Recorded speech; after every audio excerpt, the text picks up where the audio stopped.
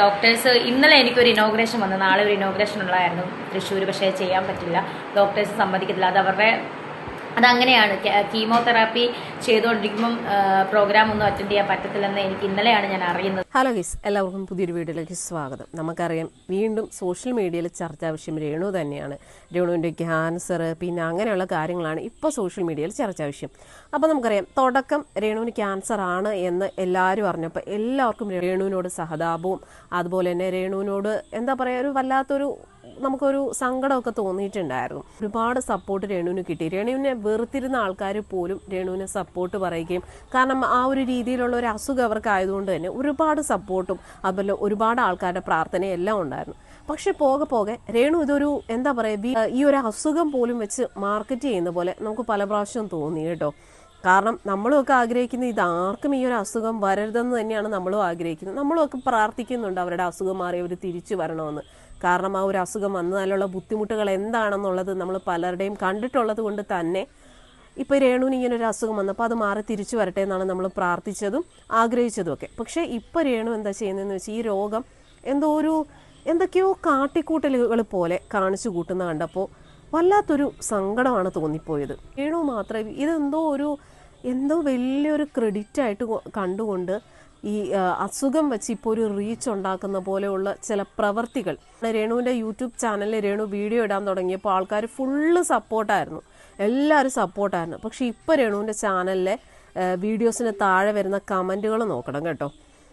അന്ന് വെച്ചാൽ പൂരെ തെറിയ ആൾക്കാർ വിളിച്ചുകൊണ്ടിരിക്കുന്നത്. അതിന് കാരണം എന്താ? രേണു തന്നെയാണ് അതിന് കാരണം. കഴിഞ്ഞ ദിവസം രേണു ഒരു വീഡിയോ ഇട്ടിട്ടുണ്ടായിരുന്നു.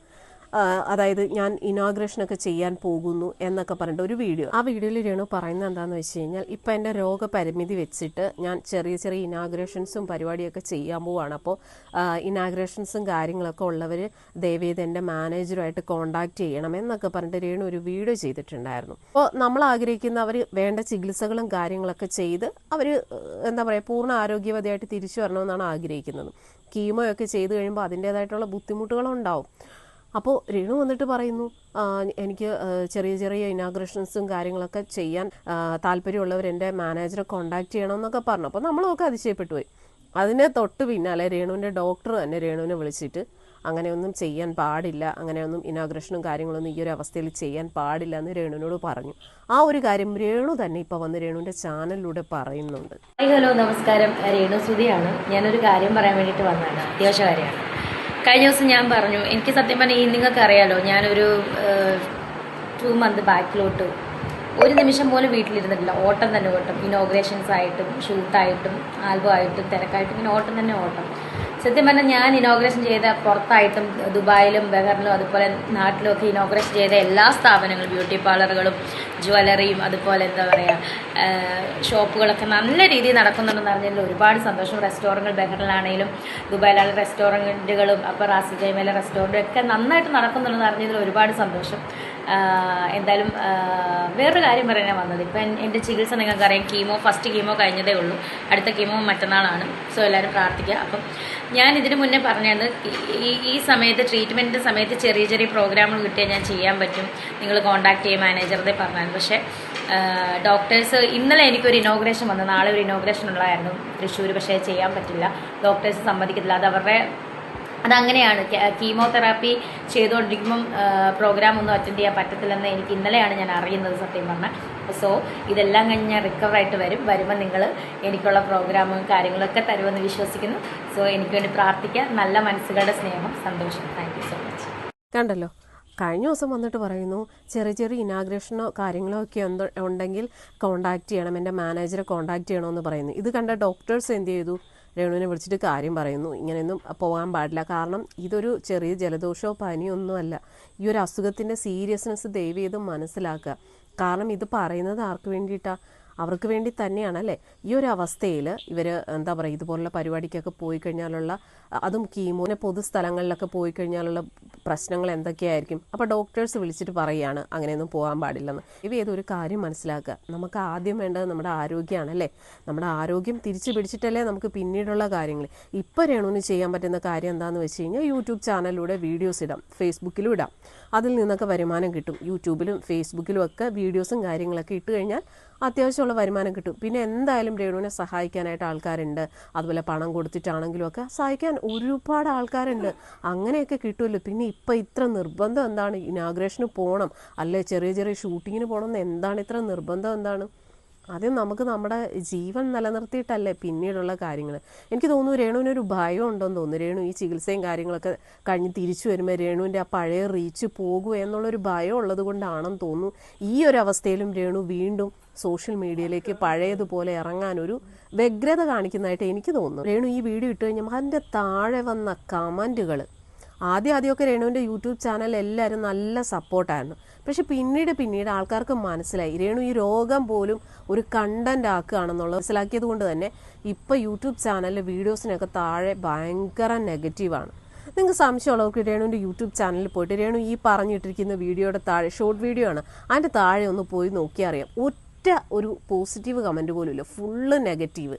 കാരണം ജനങ്ങൾ മനസ്സിലാക്കി നമ്മളുമൊക്കെ ഈ ഒരു അസുഖമാണെന്ന് കേട്ടപ്പോൾ വല്ലാത്ത ഭയമാണ് തോന്നിപ്പോയത്. അയ്യോ, അവരെത്രയും പെട്ടെന്ന് അത് അസുഖം മാറി റിക്കവറായിട്ട് വരട്ടെ എന്നാണ് നമ്മൾ ആഗ്രഹിച്ചത്, പ്രാർത്ഥിച്ചത്. പക്ഷെ അവർക്കതൊരു പ്രശ്നമല്ല. അവർക്ക് ഏറ്റവും വലിയൊരു കാര്യം എന്ന് പറയുന്നത് അയ്യോ സോഷ്യൽ മീഡിയയിൽ റീച്ച് പോകുമോ, അല്ലെങ്കിൽ രേണുവിൻ്റെ സ്ഥാനത്ത് വേറെ ആരെങ്കിലും വരുമോ എന്നൊക്കെയുള്ളൊരു ഭയമാണ്.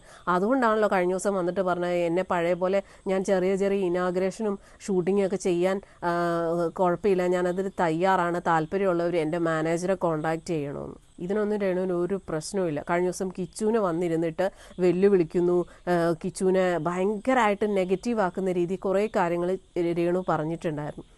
സത്യം പറഞ്ഞു കഴിഞ്ഞാൽ എന്തുവാ ഈ ഒരു അസുഖ സമയത്തെങ്കിലും കുറച്ചൊന്ന് ഒതുങ്ങേണ്ട സമയത്ത് നമ്മൾ ഒതുങ്ങണം. ഞാൻ പറഞ്ഞല്ലോ, അവർക്ക് ഇപ്പോൾ വരുമാനം കിട്ടാനായിട്ട് യൂട്യൂബിൽ വീഡിയോ ഇടാം, ഫേസ്ബുക്കിൽ വീഡിയോ ഇടാം, അങ്ങനെയുള്ള കാര്യങ്ങളൊക്കെ ഡെയിലിയുള്ള ചിലപ്പോൾ വ്ളോഗുകളോ കാര്യങ്ങളോ ഒക്കെ വീഡിയോസായിട്ട് ഇട്. ഇപ്പോൾ രേണുവിൻ്റെ യൂട്യൂബ് ചാനലിലാണെങ്കിലും നല്ല വരുമാനമുണ്ട്. ഈ അസുഖമാണെന്ന് അറിഞ്ഞതിന് ശേഷം രേണുവിൻ്റെ ചാനലിൽ നല്ല രീതിയിൽ സബ്സ്ക്രൈബേഴ്സ് ഉണ്ട്. ഇപ്പോൾ 1,00,000 സംതിങ്ങോളം സബ്സ്ക്രൈബേഴ്സ് ഉണ്ട്. അപ്പോൾ അതിൽ നിന്ന് തന്നെ അത്യാവശ്യം വരുമാനം കിട്ടും. അപ്പോൾ അങ്ങനെയുള്ള കാര്യങ്ങൾ ചെയ്താൽ പോരെ? അതാകുമ്പോൾ നമ്മൾ എങ്ങും പോകണ്ട, നമ്മുടെ വീട്ടിൽ ഇരുന്നിട്ട് തന്നെ നമുക്ക് വീഡിയോസും കാര്യങ്ങളൊക്കെ ചെയ്യാം, അല്ലേ? ഇതിപ്പോൾ ഈ ഇനാഗ്രേഷനൊക്കെ ആകുമ്പോഴത്തേക്കും പുറത്ത് പൊതുസ്ഥലങ്ങളിൽ പോകേണ്ടി വരും. അത് എത്രത്തോളം അവരുടെ ആരോഗ്യത്തിന് തന്നെ, അല്ലെ അവരുടെ ആ ഒരു അസുഖത്തിന് തന്നെ അത് എന്തോരം ബാധിക്കും. ഇത് കണ്ട ഡോക്ടർമാർ വിളിച്ചിട്ട് രേണുവിൻ്റെ അടുത്ത് അത് പറ്റില്ലെന്ന് പറയുകയാണ്. ഇപ്പോൾ ആദ്യം സപ്പോർട്ട് ചെയ്തിരുന്ന പകുതി ആൾക്കാർ പോലും ഇപ്പോൾ രേണുവിനെ സപ്പോർട്ട് ചെയ്യുന്നില്ല. കാരണം എന്താ? അതിനുള്ള കാരണക്കാരി ഇവരുടെ പ്രവൃത്തികൾ തന്നെയാണ്. അതുപോലെ തന്നെ കീമോ കഴിഞ്ഞ കുറച്ച് ദിവസം രേണു തീരെ വയ്യായികയായിരുന്നു, കിടപ്പായിരുന്നു. അന്ന് രേണു പറഞ്ഞത് എന്താണെന്നറിയോ? ഞാൻ ഈ അസുഖത്തിൽ നിന്ന് തിരിച്ച് വരുമ്പോഴത്തേക്കും ഞാൻ സുവിശേഷം പറയാൻ പോകും, അങ്ങനെ ഇങ്ങനെയെന്നൊക്കെ പറഞ്ഞ ആൾ ആ കീമോയുടെ ആ ഒരു ക്ഷീണവും കാര്യങ്ങളൊക്കെ കഴിഞ്ഞപ്പോഴത്തേക്കും പുള്ളിക്കാരിയുടെ ആ ഒരു മൈൻഡ് അങ്ങ് മാറി പിന്നെ പഴയ രീതിയിലേക്ക് ആകാൻ ശ്രമിച്ചുകൊണ്ടിരിക്കുകയാണ്. ഈ ഒരു സമയത്ത് ദൈവത്തെ വിളിച്ച് പ്രാർത്ഥിക്കുക, അതുപോലെ തന്നെ എന്താ പറയുക, മരുന്നും കാര്യങ്ങളൊക്കെ കറക്റ്റായിട്ട് ചെയ്യുക, അല്ലെ ആഹാരമൊക്കെ കഴിച്ച് അത് റിക്കവറായിട്ട് വരാൻ ശ്രമിക്കുക. നമ്മളൊന്ന് പക്വത കുറച്ചൊന്ന് ഒതുങ്ങണം.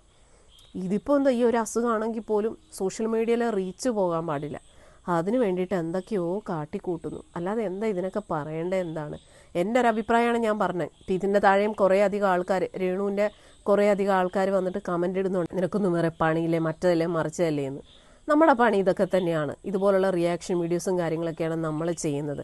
കമൻ്റ് ഇടുന്നവരൊന്ന് ചിന്തിച്ച് നോക്ക്, ഇവർ ചെയ്യുന്ന പ്രവൃത്തി ശരിയാണ്, ഈ ഒരു രോഗാവസ്ഥയിൽ പോലും അവർ ചെയ്യുന്ന പ്രവൃത്തികൾ ശരിയാണോ എന്നുള്ളതൊന്ന് ചിന്തിച്ച് നോക്കുക. സാമാന്യ ബുദ്ധി ബോധമുള്ള ആൾക്കാർ ചിന്തിച്ച് നോക്കുക. ഇതുപോലെ ക്യാൻസർ രോഗം വന്ന ഒരുപാട് ആൾക്കാർ ഉണ്ട്. അവരുമൊക്കെ ഇതുപോലെ സോഷ്യൽ മീഡിയയിൽ വീഡിയോസും കാര്യങ്ങളൊക്കെ ചെയ്യുന്നുണ്ട്. എന്തിനു വേണ്ടിയിട്ട്? അവർക്ക് ഒരു വരുമാനം കിട്ടാൻ വേണ്ടിയിട്ട്. പക്ഷെ അവരാരും ഇതുപോലെ കാട്ടിക്കൂട്ടലുകൾ കാണിക്കുന്നില്ല. അതുപോലെ തന്നെ രേണുവിൻ്റെ ചില റീൽസാണ്, മറ്റേ നമ്മുടെ രാപ്പാടി കേഴുന്നുവോ ആ ഒരു പാട്ടൊക്കെ ഇട്ടിട്ടുള്ള റീൽസുകൾ, അതൊക്കെ ശരിക്കും പറഞ്ഞാൽ വെറുപ്പിക്കലാണ്. അതുപോലെ തന്നെ കഴിഞ്ഞ ദിവസം അക്ബർ ഖാൻ, നമുക്കറിയാം ബിഗ് ബോസിലുണ്ടായിരുന്ന അക്ബർ ഖാനെ വിളിച്ചിട്ട് പറയുന്നു, എനിക്ക് രാപ്പാടി ആ ഒരു പാട്ട് പാടി എനിക്ക് വേണ്ടി ഒന്ന് ഇട്ട് തരണമെന്ന്. എന്താ ഇതൊക്കെ കൊണ്ട് നമ്മൾ ഇത് കരുതണ്ട? എന്താ അതാ പറഞ്ഞത്, ഇങ്ങനെയൊക്കെ കാട്ടിക്കൂട്ടലുകൾ കാണിക്കുമ്പോൾ ആൾക്കാർക്ക് തന്നെ വെറുപ്പ് തോന്നും. ആദ്യം സപ്പോർട്ട് ചെയ്തിരുന്ന ആൾക്കാരൊക്കെ ഇപ്പം പൂരത്തെറിയാണ് പറഞ്ഞുകൊണ്ടിരിക്കുന്നത്. എന്തായാലും എൻ്റെ ഒരു അഭിപ്രായം ഇതാണ്. ഇത് കാണുന്നത് നിങ്ങൾക്ക് എന്തു തോന്നുന്നു? ഈ ഒരു അവസ്ഥയിൽ റെസ്റ്റും കാര്യങ്ങളും എടുക്കേണ്ട സമയത്ത് റെസ്റ്റ് തന്നെ എടുക്കണം. അല്ലാതെ ഇമാതിരിയൊക്കെ റീച്ച് പോകും, സോഷ്യൽ മീഡിയയിൽ റീച്ച് പോകുമെന്ന് കരുതിയിട്ട് ഓരോന്നും കാട്ടിക്കൂട്ടലുകൾ കാണിക്കാതെ ഇരിക്കുക.